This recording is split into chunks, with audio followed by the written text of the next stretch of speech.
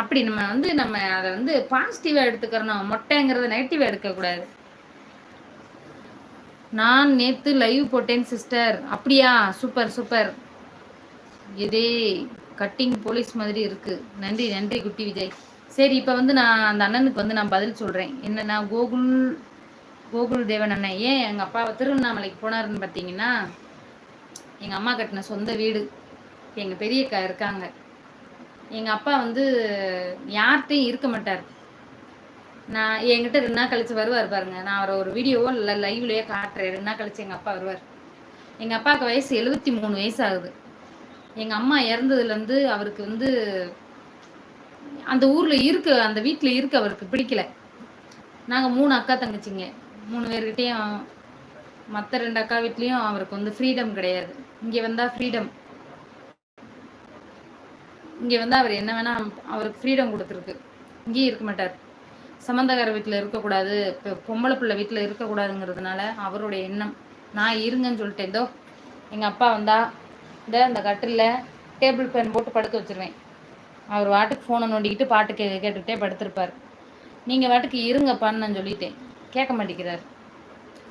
அப்புறம் நம்ம அது என்ன செய்ய முடியும்? சரி, அவ்வளோதான். கொஞ்ச நாள் அவர் முடியாத பட்சத்துக்கு நான் வரேம்மா, அது வரைக்கும் நான் என்னை இப்படி விட்டுருங்க அப்படின்ட்டார். 6 மாதம் அதுவே. பட் கட்டிங் வந்துடும். ஓ, ஓகே ஓகே.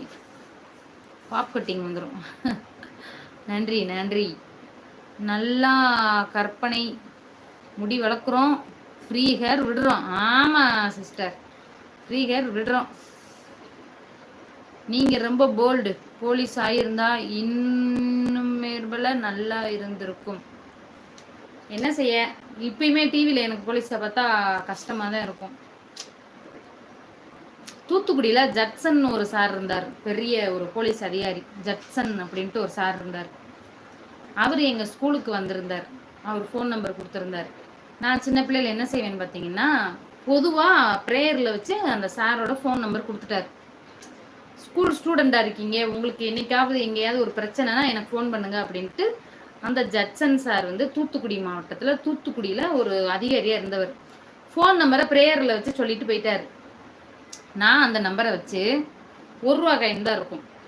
அவருக்கு டெய்லி ஃபோன் போடுவேன் அந்த 1 ரூபா காயின்லேருந்து அந்த சாருக்கு. எனக்கு வயசு அப்போ 13 வயசு.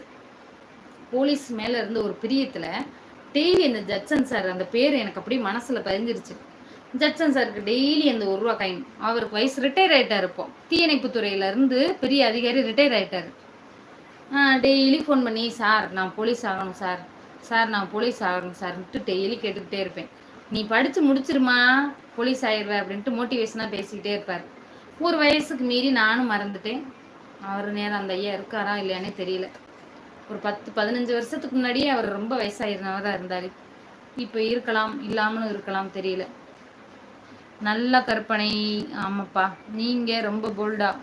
கண்டிப்பாக போலீஸார். இப்போ கூட என்ன குறை, பார்க்க அழகாக தானே இருக்கீங்க. சம்மருக்கு எஸ்கேப் ஆகிட்டீங்க. சம்மருக்கு எஸ்கேப் ஆயிடுவா? அட பாவி, என்னை நம்பி குடும்பம், பிள்ளை, குட்டி, என் புருஷன் 2 மைங்க இருக்காங்க. அவங்க தான்ப்பா இனிமே உலகம். இனிமே போலீஸ் தான் யூடியூப்பில் சம்பாதிக்கிறமே. போதும் போதும் போதும்ப்பா, ரொம்ப அவ்வளோதான்.